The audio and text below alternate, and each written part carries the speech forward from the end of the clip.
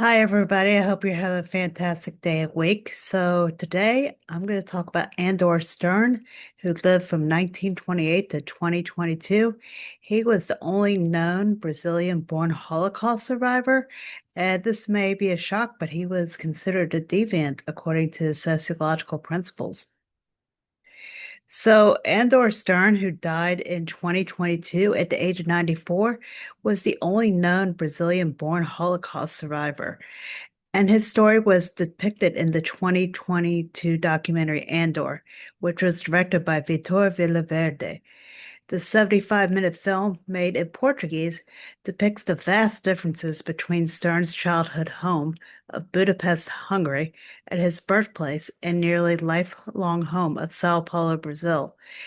And the documentary further describes differences between the 16-year-old Stern and his family being sent to Auschwitz, one of the most notorious concentration camps, and the loving family he had in the later years of his life in Brazil.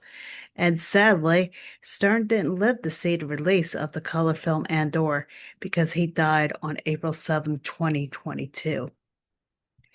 So, our topic and objectives today is from Chapter 6 in our textbook, Deviance Labeling. So, we're going to define deviance and labeling, apply them to Andor Stern, and reflect with a short self check. So, the key terms here, the first one is deviance. It's a trait or act that violates group's norms and gets a negative reaction. And then labeling is attaching the word deviant to a person or a group. And again, it may be surprising or even shocking that I've applied this to Andor Stern, but it's definitely a good example of how deviance and labeling came to play, especially during the Holocaust. So the Nazis, they labeled Jewish people as deviants. They excluded them and punished them, many to the point of death. The prisoner tattoo that they gave everyone provided a lasting mark of deviance. And Stern later told his story and even had his bar mitzvah at 91. He missed having his bar mitzvah for myriad reasons, including the concentration camp.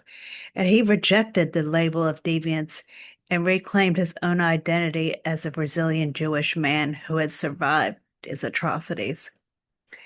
So, some quick facts because I want you to get to know him as a human. He was born in Sao Paulo, Brazil. He was Hungarian Jewish. During his childhood, his parents returned to Hungary, and as a result of them returning to Hungary, he was imprisoned in 6 concentration camps. And as far as Stern's family, Stern's mother and grandparents were murdered in the gas chambers of Auschwitz. So the Nazis, they were carrying out what they thought was the termination of deviance by exterminating so many Jews. Later in life, Stern moved back to Brazil in 1948, and he married and had 5 daughters. So this is a quote from Stern. I basically translated it into English from Portuguese, which I am fluent in. I saw my mother coming out of the chimney. I remember everything, Stern said in an interview with Folha de Sao Paulo newspaper. I was out of the world until May 1st, 1945, when we were released by the American soldiers. I was 17 and weighed 60 pounds. And then Rabbi Toive Waitman, the head of the Sao Paulo Holocaust Memorial, told the Jewish Telegraphic Agency about Stern. Even after everything he went through, he continued his life inspiring everyone with his positive words and a lot of faith and optimism. He fought and did his best to perpetuate the memory of the Holocaust for future generations. And again, you see this picture where he's having his bar mitzvah at the age of 91. So, because he was in 6 concentration camps, and I guess just over the years he was so busy with activism, that he had his bar mitzvah at 91, which was 78 years late according to the Jewish tradition. So one could say he was deviating or a deviant from the Jewish tradition because he had his bar mitzvah 3 years before he died. So, but he had his bar mitzvah. It was at Kelalat, Israel, which is the oldest synagogue in Sao Paulo, Brazil. And Stern's bar mitzvah was held on the 81st anniversary of Kristallnacht. So you can see his concentration camp tattoo, which is, a classic mark of deviance that the Nazis assigned to people. And you can see it despite his straps. This is our answer to Hitler and Nazism. This is the same rabbi from before, Teufel Waitman, who is the head of the Sao Paulo Holocaust Memorial. Hitler's goal was not only a physical slaughter of the Jewish people, but also a spiritual extermination. He failed. Mr. Stern continues, connected to his essence, celebrating life with his family. So again, Hitler's goal was basically to eradicate what he saw as deviance by physically exterminating, slaughtering the Jewish people. And even though Hitler did do this to millions of Jewish people and other people he deemed deviant, such as gay people and people with disabilities, he did not succeed. And people like Mr. Stern continued. They were connected to their essence, their normative nature, not being so-called deviants. So again, this is another picture of Andor Stern at his bar mitzvah with rabbis David Waitman left and Toiva Waitman. And Toiva Waitman leads the Sao Paulo Holocaust Memorial and officiated at this very special service.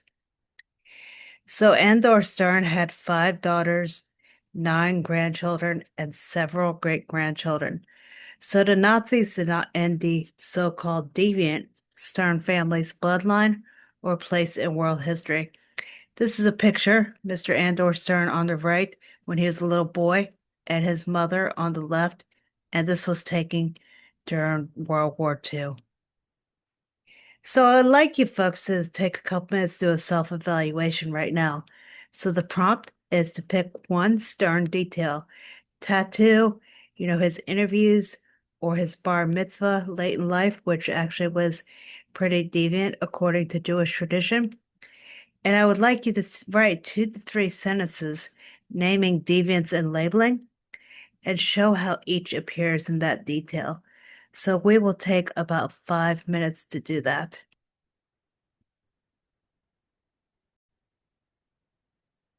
So now that we've taken our 5 minutes to do some writing, I'm going to actually have us break up into groups as well.